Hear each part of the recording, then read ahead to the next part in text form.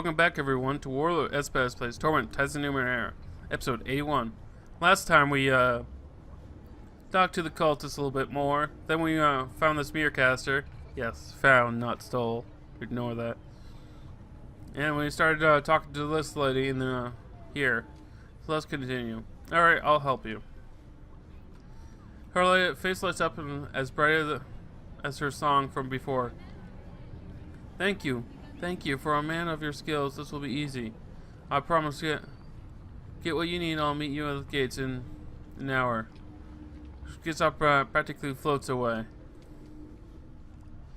Finding the gates of the oasis is simple. All roads radiate from the dome, like a hub. The air is cool and fresh near the bubble. This close, the waters appear to rise perfectly vertically. You strain your neck trying to see where they disappear. An energy that shimmers just inside the waters. Open only at a single point where several gibber armed with barbed glowing spears scrutinize every air breather who tries to enter. Those with bracelets on their and tour guides are allowed to pass. The rest are turned away. Nemi suddenly slaps an air skin bracelet on your wrist.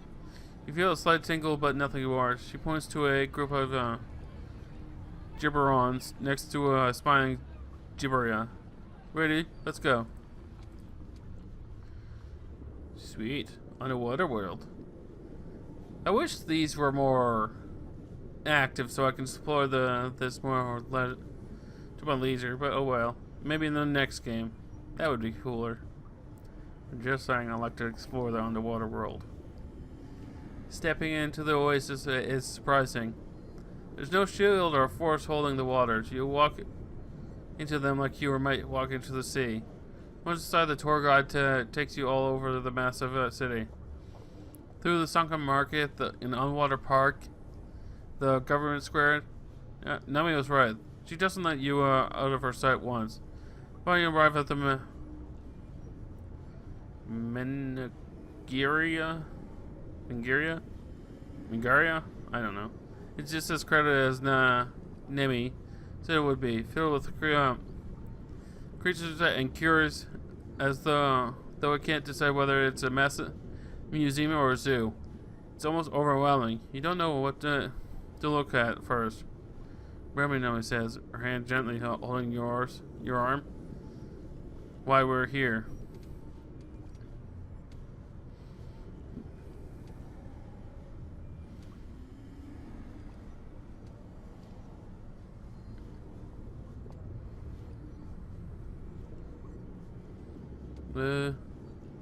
Take a closer look at the construct near the door. The construct armor is pitted and scarred, bursting with metal thorns on all sides. Instead of arms, it has long killing blades. Oh, it's one of those guys. Like weights for prey. Sharpened to a gleaming edge. It appears to be inactive, completely oblivious to you or anything in Nigeria. Feeling of intense loathing rises a bit as you look upon it. These are not your feelings, you realize, but an visceral response to the person whose body you are in. Take a stroll around the entire building to find a good hiding place. The Nigeria is much larger than it looks from the entrance. There are small, curious cells located everywhere, including all the way at the back. There's even a cell that plaque says that once used as a prison for air breathers who broke Blah's most sacred laws. The cell is filled with air. It is empty and dark. It would make the perfect place to hide if you could gain access where there is a hatch that leads into it, tucked away in the dark back hallway. But the hatch is made of thick, heavy, thin steel. You'd have to break the latch to get in. Try to unlock it. Oh no. Smashing? That is higher. you never know until you try. Nope. Breaking one is one thing, but as you, in a way that doesn't also attract attention, is more difficult. You try to time your strike. The noise of blah, but even after a few attempts, the last holds.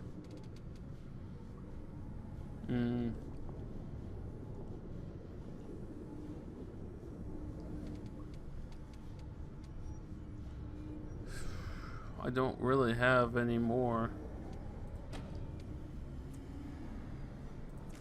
No, I didn't think that would work either. I don't have either of those. I gotta check the imprisoned fire creature. This creature are kept in cell of air. The ground is black like obsidian, with glowing red nodules here and there. The air in the cell shimmers like a summer day, though you can feel no warmth from here where you are. The plaque says the creature are commonly called fire or flame souls, though they are made of neither fire nor spirit. The emperors call them Nukellas. The creatures feed on water and the life force of living creatures, says the plaque. In their natural habitat, they can control and shape magma into an impossible architecture. They see temperature, not light, and so the tourists were nearly invisible to them. Don't take gold. Despite what the plaque says, you are certain that they are watching you. Heh. Examine the dangerous looking water creatures. The plaque calls them lorbs. They are nearly twice as long as a man is tall, with 2 front flippers and a narrow tooth-filled mouth. They hum an odd, dissonant tone to each other as they swim by. Now he seems entranced by it. There must be an invisible field between you and them, because they stay back from the onlookers. There is a pocket of air about 2 meters above your head. A few tourists floating there are tossing in treats they have purchased, which the lords snap up greedily.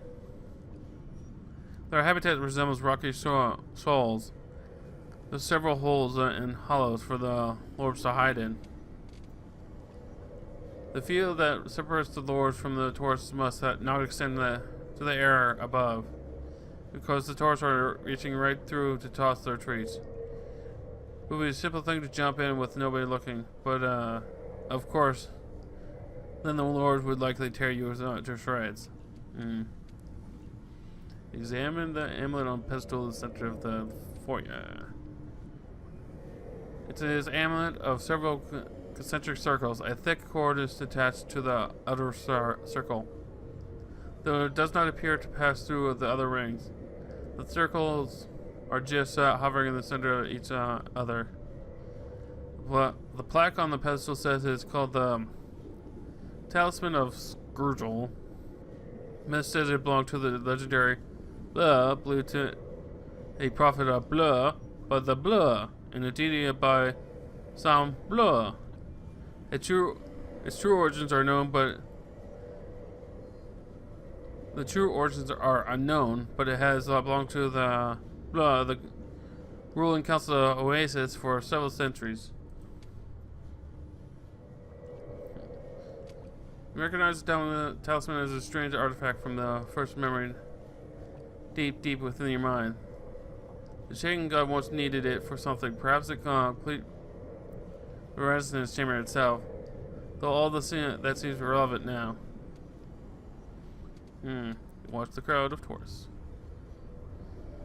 The scores of tourists now meander through the corridors. The vast majority of them are human, but there are some blood and other water-breathing races as well. The soft current seems to carry them from one exhibit to the next. You can feel the pull of the current yourself, though. It's trivial to resist it. One tourist hovers to one side, dressed in colorful robes and seemingly more interested in the tourists themselves. His gaze moves back and forth across the crowds, but Never on any of the exhibits themselves. Of course, he's simply doing what you are. But what is his reason for absorbing? I could talk to the rogue person. Can I get the... I can't use my stat boosters. Huh. I don't have any might. I have one might, and I don't think that's gonna... This is the only thing I can really do anymore. Talk to the rogue figure. He seems happy. This tall, thin man appears to have glowing runes orbiting his head. He wears dark, finely embroidered robes and a short cape, primarily made of blues and purples. He seems intent, though you can't quite discern about what. When you gain his attention, it feels almost as if he is meant to catalog the details of your appearance.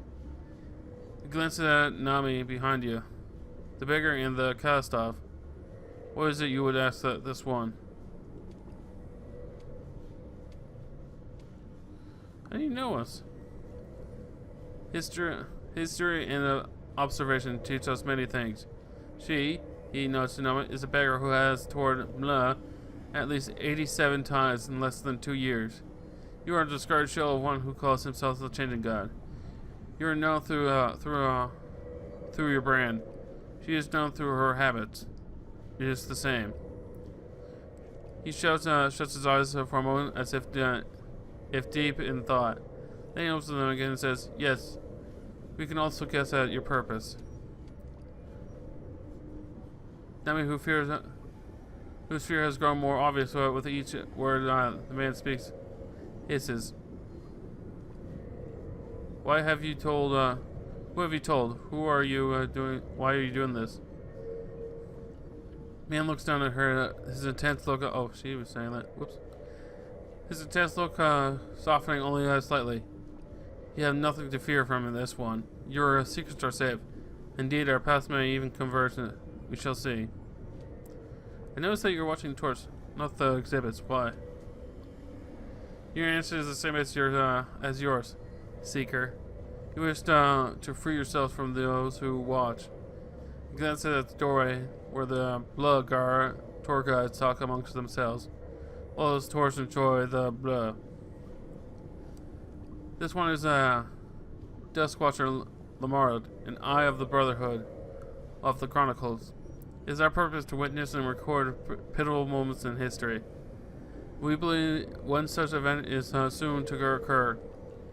But alas, this one fears that the event will be missed. The curators of this place are very watchful. Tell me about the Brotherhood of the Chronicle. This one has all restraint, but will attempt to expand. He knows from me to you. It is our purpose to witness and record pivotal moments as they occur. This one is an eye in a Duskwatcher, tasked with observing tragic events or individuals with dark inclinations. The eye will observe then relay information through the brain to the hands of for transcription to the Brotherhood records. All right. What event are you waiting to witness? I cannot speak of the event itself. This one's purpose is to observe only, not to alter. Suffice to say, it's tragic. More likely to be so. However it plays out, its effects will ripple throughout history. He thins his lips. This one must observe, yet the window of opportunity is closing. He shuts his eyes, creating new wrinkles on his face. He opens them suddenly, looking directly at you. You seek to hide yourself until nightfall. This one seeks the same. This one knows of a way. We can hide together with little risk. In exchange for the information your willingness to hide with this one, Brotherhood permits this one to answer a single question.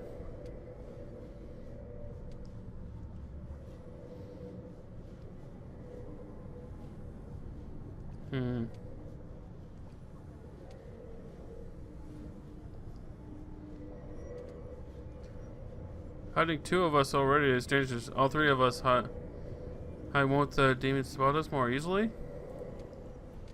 Perhaps she nods that and acknowledges it. You must take that into consideration, of course.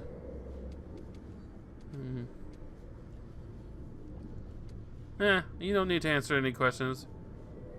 We can work together without it. He bows his head low. This one appreciates your aid and candor. He pushes into the tank of dangerous-looking creatures. The Lord's cell is large, with several places for all of us to hide until nightfall. Unfortunately, the Lords themselves would destroy any air breather foolish enough to step in their habitat. He nods to Nimi. You have a gift, however. Your Numenera enables you to match any pits and timber and listen to the Lords. You will find that emulating their song is enough for them to leave you alone. If you hide in there, this one will see you find a way to join you. He brings his hand up to his face to make a strange gesture with his finger. This one is grateful for the assistance he chose to provide. Oh, farewell for now. Alright, let's go to the Lords then. The Lord, blah blah blah, we already know all that. Please listen carefully to their song. She hums experimentally in the same tones. The Lords respond immediately, swimming near her, then wait peacefully. She laughs. No one was right, she says. I think this will work. Do you want to do this? Yes, let's get in. The air pockets over the low cell stretched across the stem all the way to the back. You wouldn't notice went to a far corner then where there are no tours or Lords. Then when nobody looking, you slip over the invisible field into their cell. The Lords' reaction is immediate. Several of them swim toward you. Teeth bared immediately. Nemi begins to hum their strange song. They swim closer to investigate, brush you with their flippers, then swim away. Sticking to the shadows, you swim deep within a hollow rock and wait. An hour or two later, you notice Homer is there with you, though you don't see him arrive. When it's just a matter of waiting for nightfall. Hours pass, tourists and tour guides leave one by one. The guys don't seem to keep track of who they brought, acting only as trap homes for tourists who wish to return. The remainder are accompanied out at sunset. Yeah. The blah is dark and empty. Sunlight had been filtering in from the translucent rocks. The ceiling is now gone. Only a few fish and rocks still light the bloom.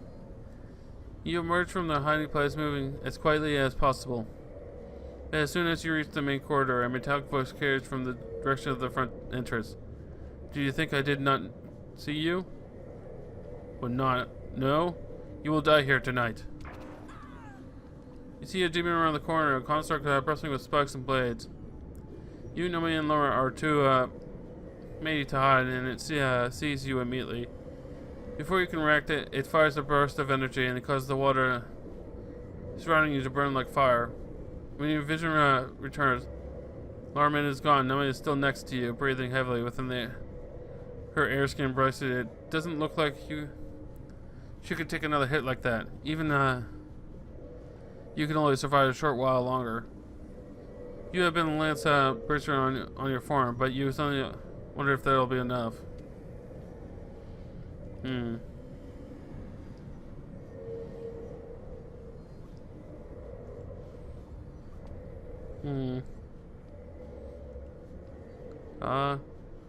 Yeah, I tried to blind the demon with the beam lance. Ugh, of course. I can't do shit. Why do I have to have the person without any stats? I literally can't do anything. I hate that. And I can't boost my stats up. There are some flaws with this game. I'm just gonna say that. Oh, I'm doomed to fail.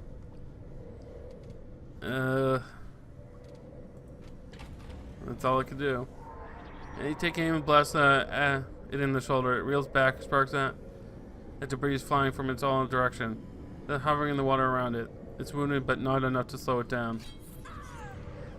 The demon zaps through the water and the blade gleaming dangerously. You and Noe try to get out of the way, but it's too fast. It twists and spins, slashing you across the back and slicing Noe's throat through her metal collar. 2 clouds of blood burst into the water. Noe is dead, and you are very close to joining her. I have no choice. You blast in the waist, doubles over more shards of gleaming metal, dance away in the dark water. Then it comes back up. There's a casting hole in its armor. If you're lucky, one more shot will finish it off. Demon fires another blast out from his gun. You kick off a stone wall as the rock melts into slag.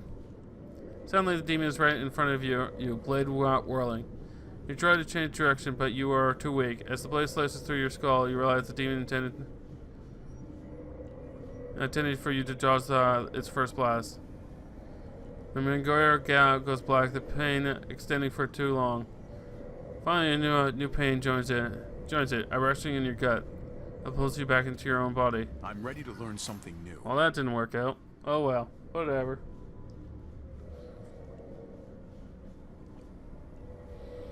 I tried. Can I put it back? I mean, not nice. Nope, I guess not. Go.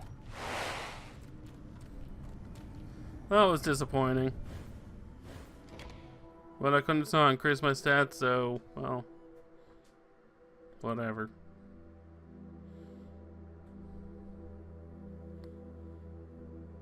Yeah. Of course. See, I think the only thing I have less in this area is this. That's nasty. Let's book it. All right. A blister of fleshy protrudes from the ground. An irritated, angry pustule is almost entirely opaque, but you can see the faintest hints of movement within. Examine the cyst. You study the movement within the cyst more closely, as if in response to your curiosity. The shadow of a hand claws at the interior and vanishes. Someone or something is trapped inside the cyst. Touch the cyst. That's so nasty. You feel something pressing against your hand, a sharp presence like a lot of thoughts of pain thrusting its experience into your imagination.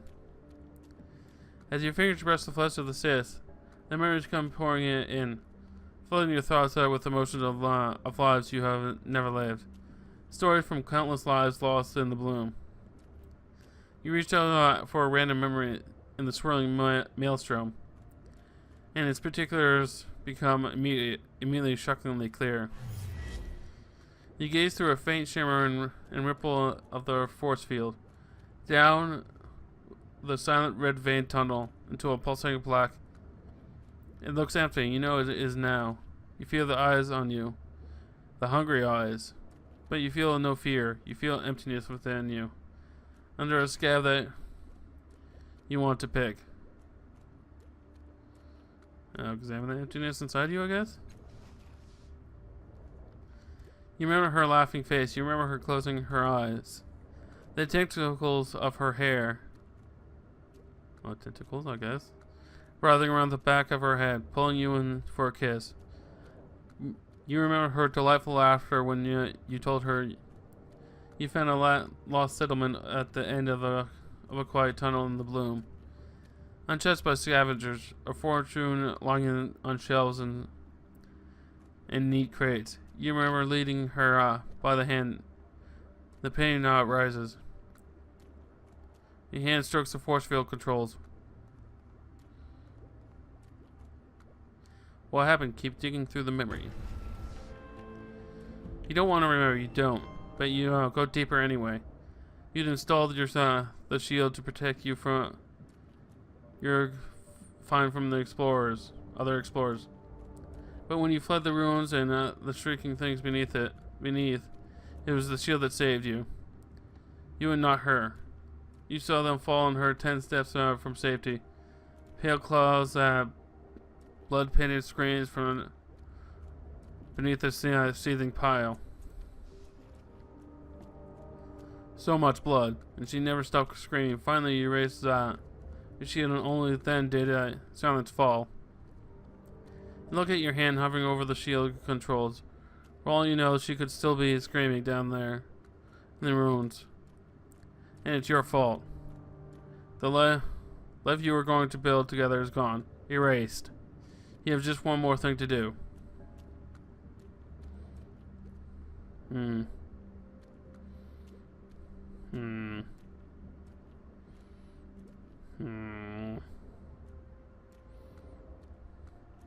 Join her. Open the force field? The hand slides across the control and deactivate the screens. Silence follows. She is not still screaming. You feel a moment of relief, and countless nightmares lied to you after all. You take a single step into the darkness, another, and then they storm up the tunnel and fall on you. Biting, clawing, chewing, and shrieking. After endless agony, blackness claims you. I'm ready to learn something new. Level. You return to your own mind with the death of your host. Knowing that what you saw, what you felt, was true. Life you lived was full, rich, and ended here in the bloom. Your host's remaining moments were saturated with pain. Your muscles still twitch with the memory of agony, and your suffering bleeds into the cyst, loosening its flesh fibers. It appears that the bloom has sealed something within the cyst, and your agony is the key that will let it loose. I will continue this. Actually, I'll level first. Hold on. Let's do that. 3 stat pools. Let's go with might because, our might is way too low. Confirm. Is that everyone? You have 3 left. Alright. So I'll end it here, and next time we'll try to open the cyst. How disgusting. And continue exploring the bloom. So until next time, remember to embrace the chaos so you go mad. Bye.